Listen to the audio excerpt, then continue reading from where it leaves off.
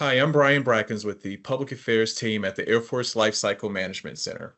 Given how the end of the year can bring both fun and stress for some folks, we wanted to have a leadership log chat focused on ways to cope with some of the frustrations that might come up during the season. We've gathered some experts from our center to talk about this. Let's hear from them now.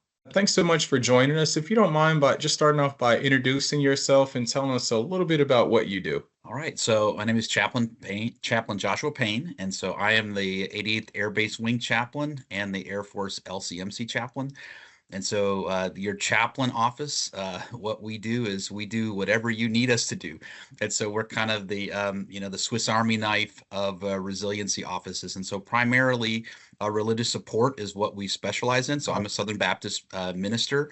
And so their chaplains are all credentialed and ordained clergy people. And then we've got an amazing enlisted staff of religious affairs airmen. And our job is just to make sure that that if there's a religious need, if there's just a life need, whatever our teammates may need, whether that's active duty, civilian, contract, we are here to serve you. So you tell us what you need, and we will. We are a resource-rich office that can direct you to whatever might be a blessing to you. Hi, my name is Trina Pauley. I am the Integrated Resilience Office Acting Director currently at Wright-Patterson Air Force Base. And I am actually part of the Resilience Center. So actually, Chaplain Payne and I share a building. We're under the same roof. In the Resilience Center, we also have others included in that. We do have our sexual assault prevention and response folks, our EO folks, those that are part of our EAP or Employee Assistance Program are also co-located with us. So we are kind of like your one-stop shop helping agencies, if you will, where you can learn a little bit more, get some assistance from folks. So today, just want to talk a little bit about the holidays and all of the business that comes with it. And just a question for you: do you all see an uptick of folks with anxiety around this time of year? I think it can be a very stressful season. And because the normal battle rhythms, the normal rhythms of life get interrupted in order if we're traveling or if people are traveling from to come see us or whatever that looks like. I think that could be it could be a source of stress. I think this year is going to feel probably a little bit different because our with the government shutdown, some of the furlough activities, our normal rhythms have been interrupted already. And so I think part of the for us is again going back and like what were the stressors, what were the things that we learned about ourselves when the last time we had that rhythm of life disrupted, and how might we leverage that going into the holiday season. And so I think that could be a source of stress. I also think that it feels like across our center, we have experienced a lot of loss this year. We have lost a lot of members, whether members that have passed away. We've lost members through DRP 1 and 2.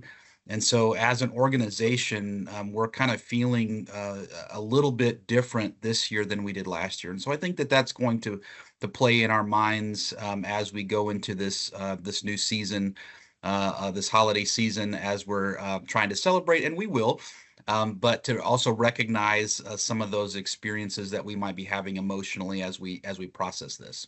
Yes, definitely. And I do think too, this time of year anyway is kind of a lonely time of year for some folks, especially if they're far away from home, which many people are, right? They can get separated from where they're actually mom and dad or grandparents or sisters and brothers are. And it's very difficult because we think of holiday season as that time you want to spend time with family.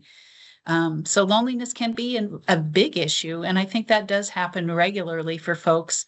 And it also brings up, as Chaplain said, that sense of loss. If you've lost individuals throughout the year or throughout your life, those are things that can be very hard on folks when we want to celebrate and have the holiday season be all about good cheer. So, what are some of the ways people can find solo relief or outlets with all of these holiday activities going on? I think it starts with community. I mean, it's okay for us to be by ourselves at times, But I think we thrive better and we flourish better when we're amongst a community of like-minded individuals. And for some of us, it's not our family. Some of us, our family perhaps is the source of a lot of stress and a lot of anxiety.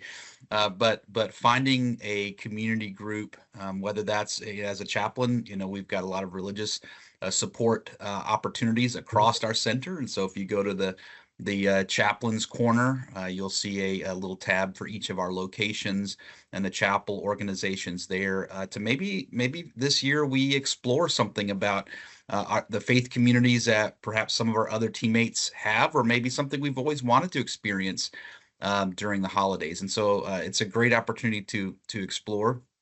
But don't do it alone.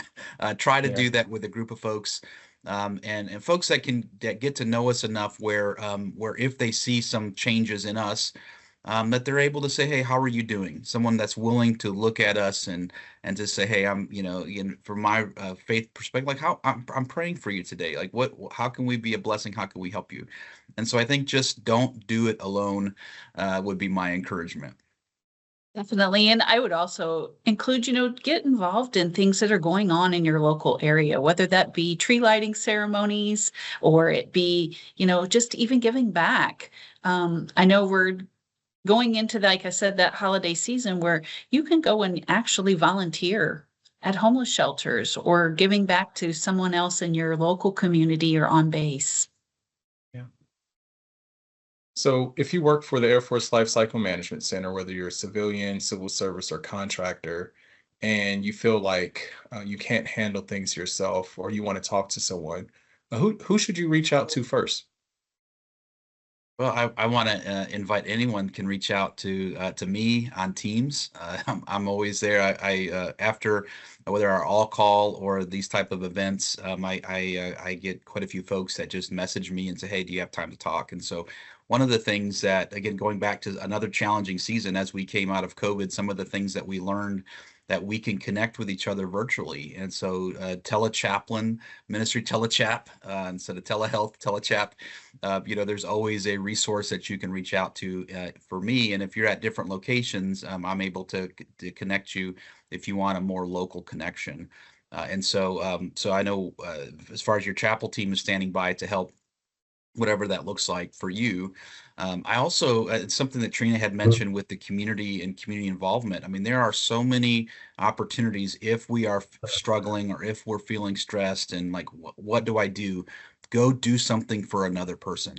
When we give and when we get involved in other people's lives, it does something, whether it's an endorphin rush or whether it's other things that, like our body, we are made as human beings to give and to be a blessing to other people. So I think if we do that, like as Trina had mentioned, you'll find just having a heart of gratitude, having giving of yourself. I think you'll find some really different and interesting experiences when we're involved that way.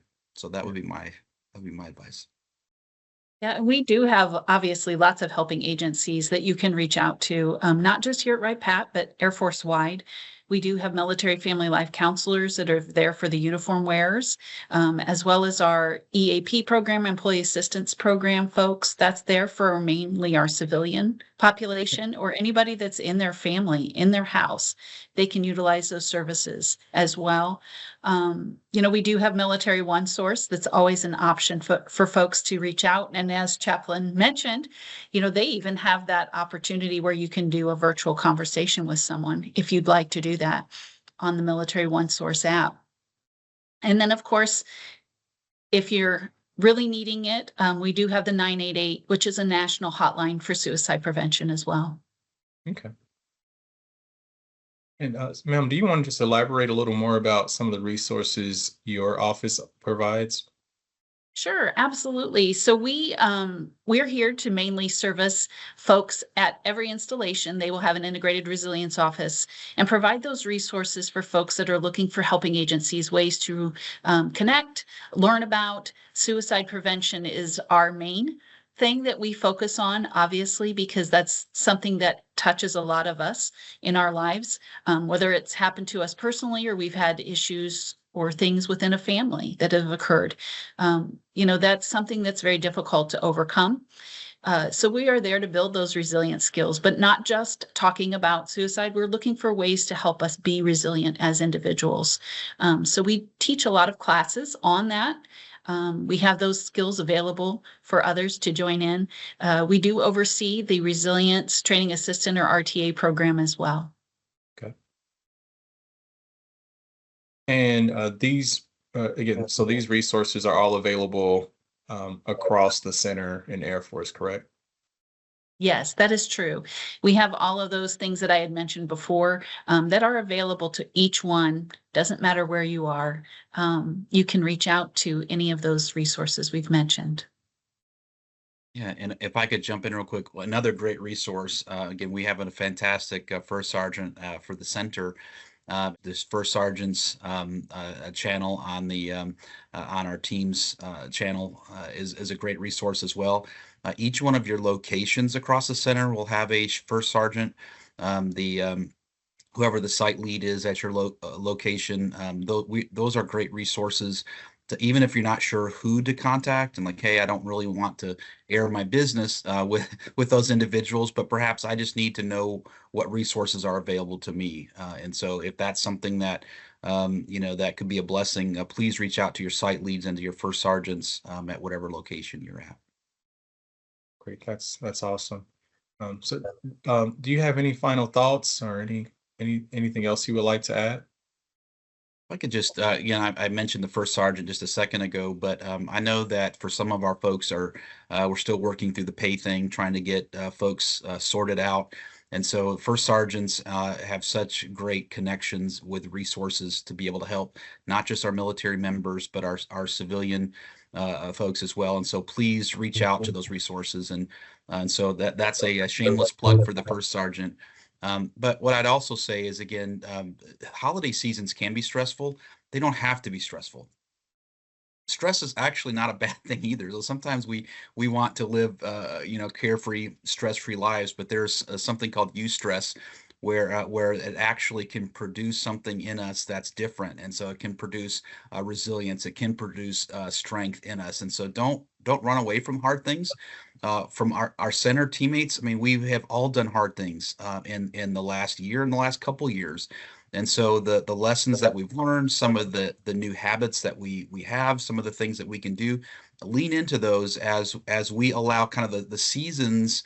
In Ohio, we've got a snow day today, so like the seasons bring opportunities to rest and reflect. And so if we do rest and reflect well, and we're willing to slow down enough to take inventory about what's been going well the last year, what hasn't been, and really kind of look forward into 2026 and like, what do I want? Where do I want to be? What do I want to do?